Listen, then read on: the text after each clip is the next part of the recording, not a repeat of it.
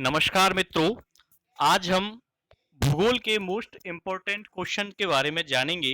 राजस्थान माध्यमिक शिक्षा बोर्ड का जो परीक्षाएं हैं वो 29 जून को हो रही है, कक्षा 12वीं की भूगोल की।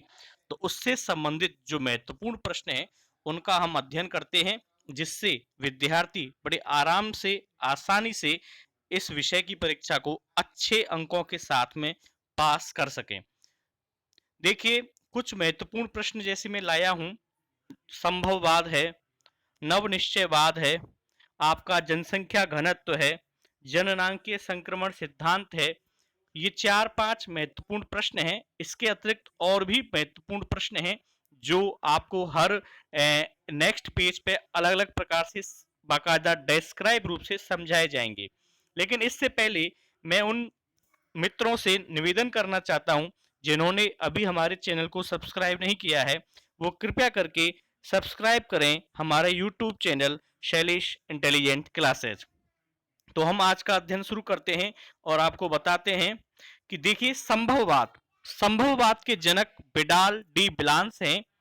ये फ्रांस देश के रहने वाले हैं। संभववाद वास्तविक रूप से एक विचारधारा है, भूगोल की विचारधारा है संभववाद। और इस विचारधारा में क्या बात कही गई है कि मनुष्य प्रकृति पर विजय प्राप्त कर सकता है। मनुष्य अपनी वातावरण में आवश्यकता अनुसार यदि परिवर्तन भी कर सकता है, वह प्रकृति को संशोधित ही नहीं वरना परिवर्तित भी कर सकता है। यानी संभववाद की विचारधारा में मनुष्य सेंट्रलाइज्ड है विचारधारा के अंदर, कि मनुष्य प्रकृति पर विजय प्राप्त कर सकता है और मनुष्य वातावरण में परिवर्तन भी कर सकता है। लेकिन आजकल धीरे धीरे प्रकृति का मानवीयकरण होता जा रहा है और प्रकृति पर मानव प्रयासों की छाप भी पड़ने लगी है। ये संभववाद की विचारधारा के अंतर्गत कही गई 3 प्रमुख बातें हैं। इसके बाद में नवनिश्चयवाद की विचारधारा, जिसका की प्रतिपादन ग्रिफिथ टेलर महोदय ने किया है, जो कि जर्मन के हैं, जिन्होंने इस विचारधारा को रुको और जाओ के नाम से भी जानता जाता है। इस विचारधारा के अंदर इन्होंने ये बात कही कि ना तो मनुष्य प्रकृति पर नियंत्रण कर सकता है और ना ही प्रकृति मनुष्य पर पूर्ण विजय या नियंत्रण कर सकती है। मानव प्रकृति का सहयोग प्राप्त करने के लिए उसकी निर्धारित सीमाओं को तोड़ना नहीं चाहिए। यानी इन्होंने मानव और प्रकृति दोनों को आपस में सामंजस्यपूर्ण के लिए रखा गया है कि मनुष्य और प्रकृति को एक दूसरे की सीमाओं का निर्धारण करना चाहिए, एक दूसरे की सीमाओं का पालन करना चाहिए और उनको सीमाओं को तोड़ना नहीं चाहिए। इसलिए इन्होंने एक बात और भी कही है, और ये 1 नंबर का क्वेश्चन भी पूछा जा सकता है कि किस परिभाषा में ये बात कही गई है कि मनुष्य को प्रकृति के साथ सामंजस्य बनाना है, क्योंकि ना तो वह प्रकृति पर विजय प्राप्त कर सकता है और ना ही प्रकृति की दासता स्वीकार कर सकता है। यह मनुष्य का व्यवहार है। यह नवनिश्चयवाद की विचारधारा की एक महत्वपूर्ण लाइन है, जिसको कि ग्रिफिथ टेलर महोदय ने दिया है विचारधारा, और रुको और जाओ के नाम से भी जानी जाती है। देखिए, अगला क्वेश्चन है हमारा एस्किमो जनजाति के बारे में। एस्किमो जनजाति का शाब्दिक अर्थ है कच्चा मांस खाने वाला, तथा एस्किमो जनजाति का संबंध मंगोल प्रजाति से है। इनकी शारीरिक बनावट के बारे में पूछें तो इनकी त्वचा का रंग पीला, बाल काला और नाक चपटी होती है, जबकि इनका निवास क्षेत्र आर्कटिक प्रदेश और टुंड्रा प्रदेशों में निवास करते हैं। अलास्का से लेकर बेरिंग जलसंधि तक इनका विस्तार फैला हुआ है। अलास्का, कनाडा, ग्रीनलैंड व उत्तरी साइबेरिया क्षेत्रों में एस्किमो जनजाति रहती है। आर्थिक क्रियाकलापों की बात करें तो एस्किमो जनजाति के लोग सील मछली का शिकार करते हैं, जिसे माऊ पाम या इतुरपाक विधि के नाम से भी जाना जाता है। एस्किमो जनजाति के लोग कैरिबो की खाल से बने वस्त्र पहनते हैं, कैरिबो। और शीतकाल में ये लोग जो बर्फ के मकानों में रहते हैं उनको हम इग्लू कहते हैं, इग्लू। जनसंख्या घनत्व वाला भी प्रश्न हम पढ़ लेते हैं कि विश्व में जनसंख्या घनत्व एवं वितरण के प्रभावित करने वाले कारकों की व्याख्या। देखिए, जनसंख्या घनत्व का अर्थ है कि भूमि की प्रत्येक इकाई में उस पर निवास कर रहे लोगों की जनसंख्या और भूमि के आकार के अनुपात को जनसंख्या घनत्व कहते हैं। संक्षेप में कहें तो जनसंख्या और भूमि के आकार के अनुपात को ही जनसंख्या घनत्व कहते हैं। जनसंख्या घनत्व को सर्वाधिक प्रभावित करती हैं, यानी वो चीजें जहां पर की सर्वाधिक जनसंख्या घनत्व होगा, जैसे कि समतल मैदान, क्योंकि वहां सर्वाधिक जनसंख्या रहेगी, नदी वहां सर्वाधिक जनसंख्या रहेगी, घाटियां सर्वाधिक जनसंख्या रहेगी, खनिज, नगरीकरण, औद्योगिकरण, ये वो 6-7 रीजन है जहां पर सर्वाधिक जनसंख्या पाई जाती है। इसके अतिरिक्त मैं आपको ये और बता दूं, अब हम एक नए प्रश्न के बारे में पढ़ रहे हैं। प्रश्न से पहले उसकी व्याख्या को पढ़ लें कि आखिर जननांकीय संक्रमण सिद्धांत का अर्थ क्या है। देखिए, आजकल जब ग्रामीण खेतीहर यानी खेतों में काम करने वाला अशिक्षित जनसंख्या वर्ग, जिसमें कि उच्च जन्म दर और उच्च मृत्यु दर की विशेषताएं पाई जाती हों, ग्रामीण खेतीहर अशिक्षित जनसंख्या वाला उच्च जन्म दर उच्च मृत्यु दर की विशेषताओं को रखने वाला वर्ग जब किसी चक्र परिवर्तन के बाद में नगरीय हो जाए, ग्रामीण से नगरीय हो जाए, खेतीहर से औद्योगिक हो जाए और अशिक्षित से साक्षर हो जाए, तथा उसमें उच्च जन्म दर से निम्न जन्म दर हो जाए और उच्च मृत्यु दर से निम्न मृत्यु दर को प्राप्त करे, तो यह सिद्धांत जननांकीय संक्रमण सिद्धांत कहलाता है। वर्तमान में यदि 2013 का आंकड़ा हमारी कक्षा 12 की किताबों में अभी भी चल रहा है, जिसके अनुसार विश्व की जनसंख्या 714 करोड़ थी। उत्तरी गोलार्ध में विश्व की 85% जनसंख्या रहती है, सबसे ज्यादा रहती है, और भारत जनसंख्या संक्रमण सिद्धांत की तीसरी अवस्था में आता है। यह है जननांकीय संक्रमण सिद्धांत। पूछा जा सकता है, इंपॉर्टेंट क्वेश्चन है। अब मैं कुछ एक नंबर वाले महत्वपूर्ण प्रश्न बता दूं, इससे पहले कि ये हमने अभी तक पढ़े थ्योरेटिकल क्वेश्चन। अब थोड़ा सा एक नंबर वाले प्रश्न भी पढ़ लें कि विश्व का सर्वाधिक नवीन एवं विकसित मानव समूह उत्तरी अमेरिकी जन समूह है। भारत का जनसंख्या घनत्व पूछा जा सकता है, 388 व्यक्ति प्रति वर्ग किलोमीटर है। कारिक घनत्व का फॉर्मूला बताएं। कुल जनसंख्या बटे कृषि योग्य क्षेत्रफल कारिक घनत्व का फॉर्मूला है। जनसंख्या वृद्धि किसे कहते हैं, यह भी पूछी जा सकती है एक नंबर में, कि किसी भौगोलिक क्षेत्र की जनसंख्या के आकार में एक निश्चित समय में होने वाले परिवर्तन को ही जनसंख्या वृद्धि कहते हैं, जिसे हमेशा प्रतिशत में ही व्यक्त किया जाता है।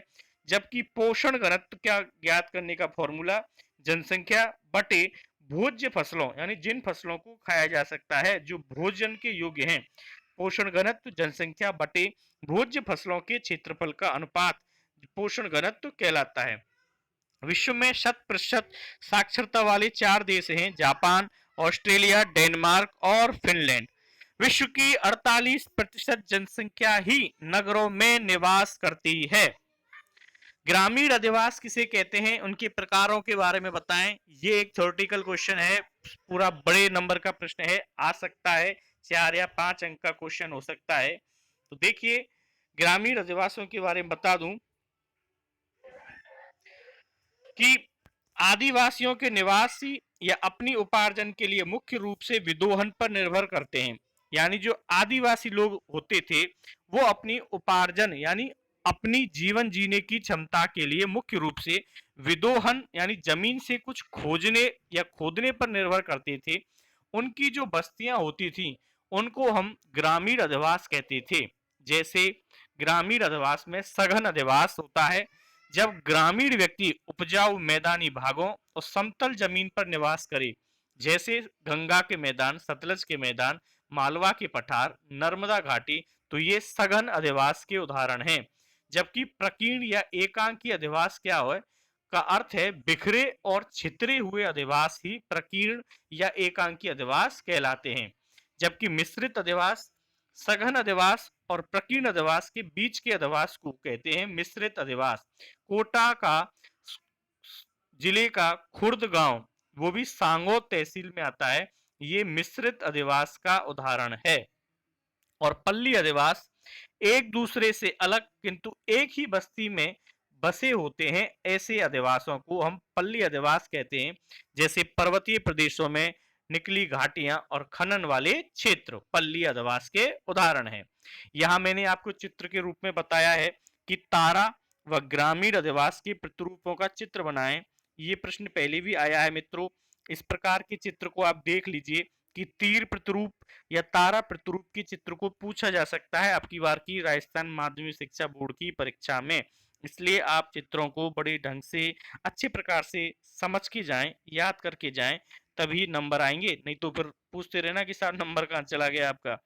तो अब हम दूसरे चित्र की ओर बढ़ते हैं। यदि आपने ये चित्र ढंग से अच्छे प्रकार से समझ लिया हो, देखिए हमारा ये है वृत्ताकार प्रतिरूप का एक चित्र बनाइए। ये 1 नंबर का क्वेश्चन भी हो सकता है कि वृत्ताकार प्रतिरूप का चित्र बनाइए।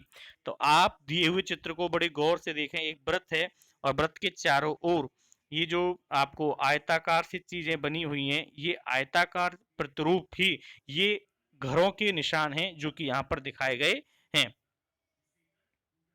इसके बाद अरीय प्रतिरूप और आयताकार प्रतिरूप का नामांकित चित्र भी पूछा जा सकता है, या ये पूछा जा सकता है कि ग्रामीण अधिवासों के अरीय प्रतिरूप का रेखा चित्र बनाइए।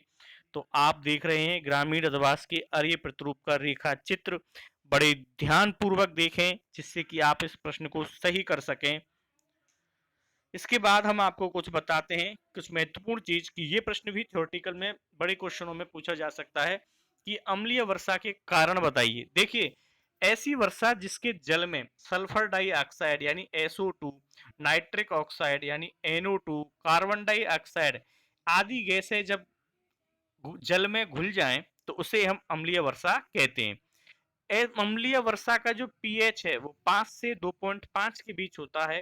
अम्लीय वर्षा के कारण ये प्रमुख गैसें जैसे NO2, SO2, NO, CO, sulphur dioxide रासायनिक अभिक्रिया द्वारा H2SO4 यानी सल्फ्यूरिक अम्ल का निर्माण करता है। तो अम्लीय वर्षा के ये तो रही मुख्य कारण जो कि गैसों के कारण है। और भी कुछ कारण हैं जैसे कोयला या ऑटोमोबाइल या जल विद्युत संयंत्र के कारण वातावरण में छोड़ा गया धुआं, ताप शक्ति ग्रह, खनिज तेल शोधनशालाएं, स्वचालित वाहन, जीवाश्म ईंधनों का दहन अम्लीय वर्षा के प्रमुख कारण होते हैं। ग्रीन हाउस इफेक्ट भी पूछा जा सकता है आपसे कि हरित गृह प्रभाव या ग्रीन हाउस प्रभाव को बताएं। जब कार्बन डाइऑक्साइड CO2 सूर्य की किरणों को पृथ्वी पर पहुंचने देती है तथा पृथ्वी से ऊष्मा को बाहर भी निकलने देती है, लेकिन यह गैस जब अधिक मात्रा में एक मोटा आवरण बना देती है और पृथ्वी से वापस लौटने वाली ऊष्मा को रोकने लगती है। कौन सी गैस? कार्बन डाइऑक्साइड गैस जब पृथ्वी से वापस लौटने वाली ऊष्मा को रोकने लगती है तो अब उस समय पृथ्वी के क्षेत्र में तापमान बढ़ जाता है, जिसे हम हरित गृह प्रभाव कहते हैं। हरित गृह प्रभाव गैसों में जो ग्रीन हाउस गैसें हैं उनके नाम है कार्बन डाइऑक्साइड, जल वाष्प, नाइट्रोजन डाइऑक्साइड, मीथेन आदि। जिसका क्या प्रभाव होता है? ग्रीन हाउस गैस का प्रभाव क्या है कि पृथ्वी के तापमान में निरंतर वृद्धि होने लगती है। ये ग्रीन हाउस गैस का महत्वपूर्ण प्रभाव है। ये पूछा जा सकता है, अंडरलाइन करें, पढ़ करके जाएं। विश्व में मनाए जाने वाले पर्यावरण संबंधी दिवस, यहां से 1 नंबर का प्रश्न भी पूछा जा सकता है कि जैसे विश्व धरोहर दिवस कब मनाया जाता है? 18 अप्रैल। विश्व पृथ्वी दिवस 22 अप्रैल। विश्व जैव विविधता दिवस 22 मई। हरित उपभोक्ता दिवस 28 दिसंबर। विश्व ओजोन दिवस 16 सितंबर। विश्व पर्यावरण दिवस 5 जून। राष्ट्रीय प्रदूषण रोकथाम दिवस 2 दिसंबर। याद करके जाएं, निश्चित रूप से एक क्वेश्चन यहां से आएगा आपके लिए। अब मैं एक थोड़ा सा आपके लिए ऑब्जेक्टिव टाइप का क्वेश्चन दे रहा हूं। 1 नंबर का प्रश्न यहां से भी पूछा जा सकता है कि अंतरराष्ट्रीय व्यापार क्या होता है? जब 2 या 2 से अधिक राष्ट्रों के बीच आपस में वस्तुओं और सेवाओं का व्यापार हो तो उसे अंतरराष्ट्रीय व्यापार कहते हैं। गेट क्या है? गेट एक प्रशुल्क एवं व्यापार पर एक बहुराष्ट्रीय अंतरराष्ट्रीय संधि थी गेट। WTO की स्थापना कब हुई? विश्व व्यापार संगठन की स्थापना 15 अप्रैल 1994 को हुई है और WTO का मुख्यालय स्विट्जरलैंड के जिनेवा शहर में है। आसियान के कोई 2 सदस्य देशों के नाम मलेशिया और सिंगापुर। इसी प्रकार हम हमारा पाठ समाप्त करते हैं। धन्यवाद। Thank you.